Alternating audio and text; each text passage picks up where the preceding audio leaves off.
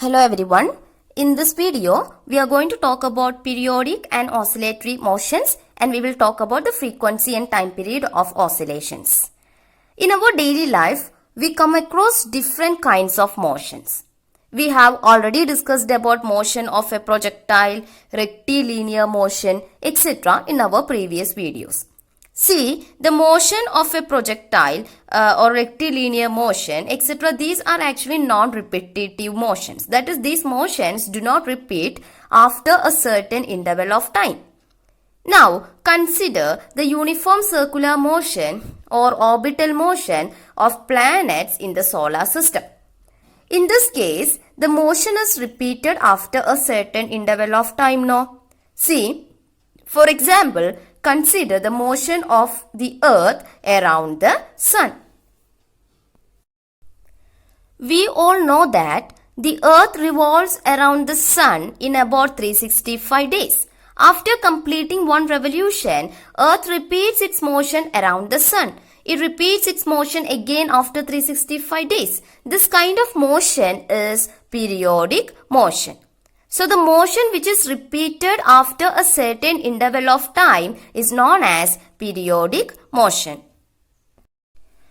Now, consider the motion of a pendulum bob, of a wall clock, or the motion of a swing. See, these motions are repetitive in nature, that is, they repeat their motion after a certain interval of time.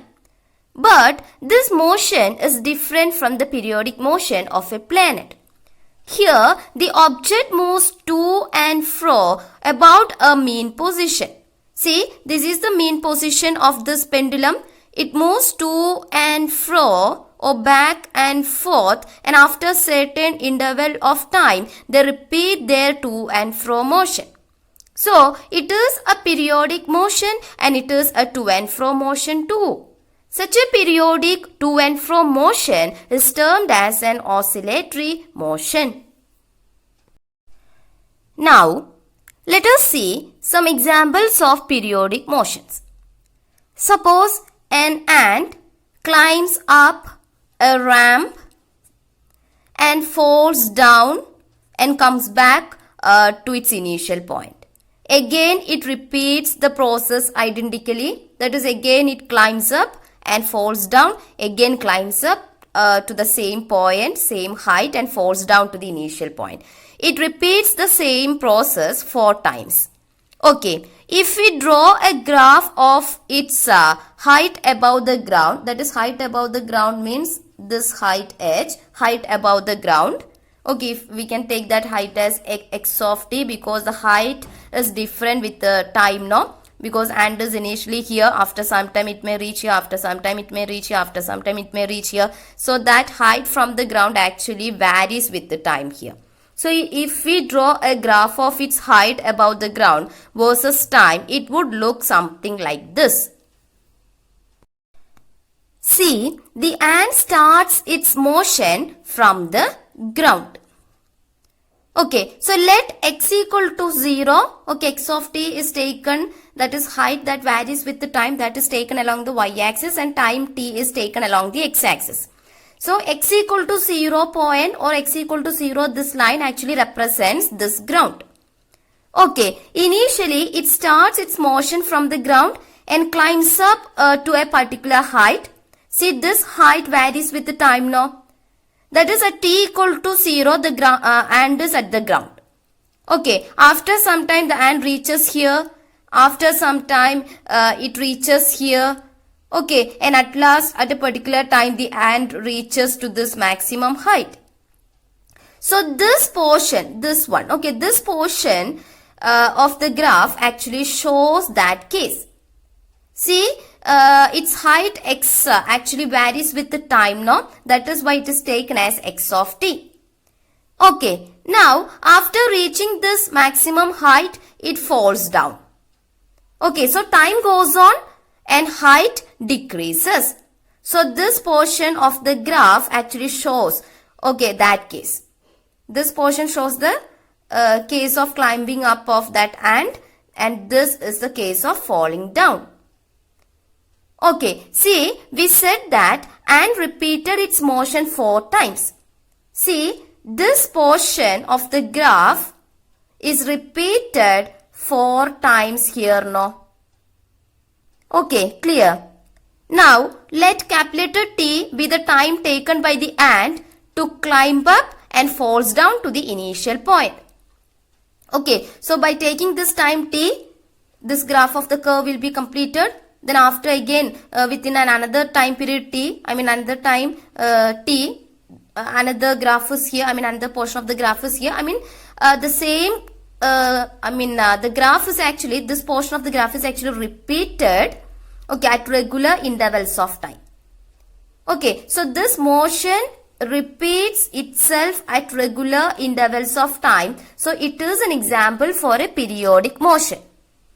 So the motion that repeats itself at regular intervals of time is called as periodic motion.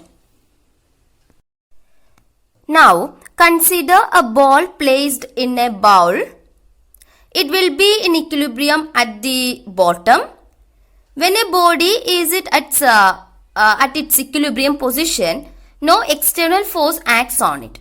So if the body is at rest, at that point it remains there at rest forever.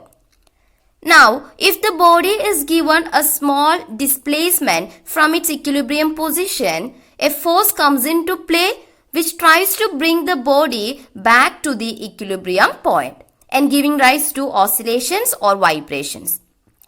That is, the ball will be in equilibrium at the bottom, and if it is displaced a little from its equilibrium position, it will perform a kind of to and fro motion in the bowl.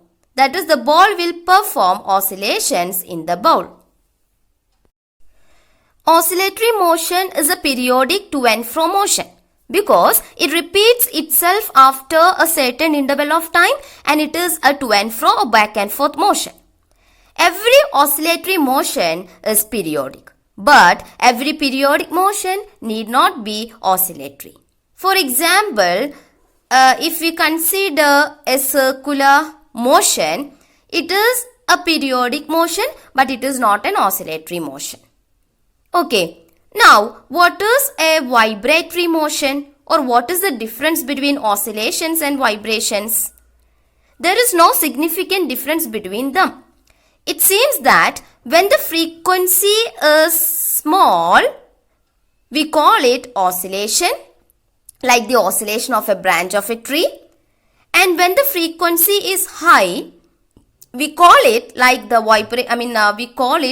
vibration, like the vibration of a string of a musical instrument. For example, consider a ball in a bowl. It is in its equilibrium position at the bottom here. Okay. When it is displaced, for example, suppose it moves to the right first. Okay. Then it will come back and goes to the left.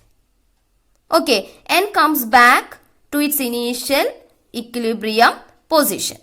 So this can be considered as one oscillation.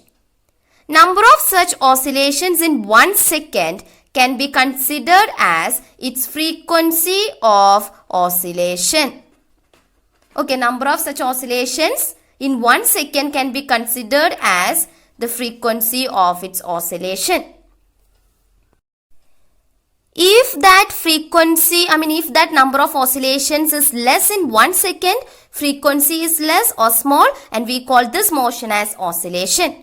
If the number of oscillations is more in 1 second, frequency is high, and we call this motion as vibration. Okay, so a periodic motion is a motion which repeats itself at regular intervals of time. And the smallest interval of time after which the motion is repeated is its time period. Okay, or we can say that the time taken to complete one oscillation is its time period. For example, consider the motion of the ant which climbs up a ramp and falls down and comes back to its initial point. Again, it repeats the same process identically. So here, the time taken by the ant to climb up from the ground and falls down and comes back to its initial point. That will be its time period t of motion. Time period is denoted by the symbol capital letter T. Its SI unit is second. SI unit of time period is second. Now, the frequency of the periodic motion is the reciprocal of time period, that is frequency nu is equal to 1 by time period. Frequency of the periodic motion is the number of repetitions that occur per unit time. SI unit of frequency is Hertz, Hz. It is actually named after the German physicist Heinrich Rudolf Hertz. And 1 Hertz is equal to 1 oscillation per second. So 1 Hertz can be written as SI unit of frequency is Hertz. SI unit of time period is second. So 1 Hertz can be written as 1 by second. And if I am taking the second, this is like second raised to 1 now. So if I am taking the second to the numerator, it becomes second raised to minus 1. So 1 Hertz is equal to 1 by second or second raised to minus 1.